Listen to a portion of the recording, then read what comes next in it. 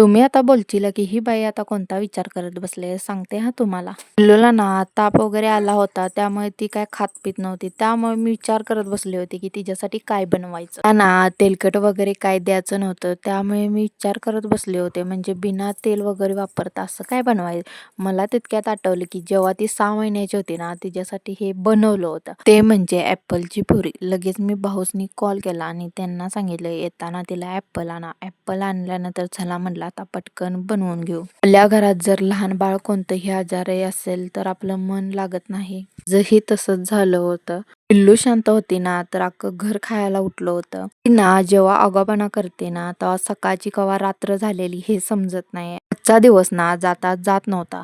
त्यानंतर मी ॲपल घेतलं, अर्धं कट करून घेतलं, अर्ध्याची साल काढून घेतली. त्यानंतर छोटं बारीक-बारीक करून ते चिरून घेतलं.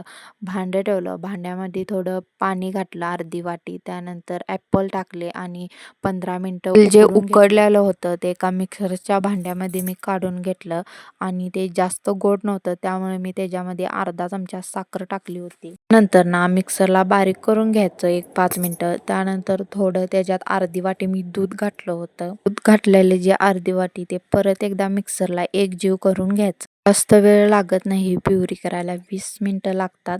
आणि बघू ह्या वेळेला तर पिल्लूला आवडते का. मागच्या वेळी तिला आवडली नव्हती आणि तिला जास्त करून गोड पदार्थ आवडत नाही, त्यामुळे ती गोड काय अजिबात खात नाही.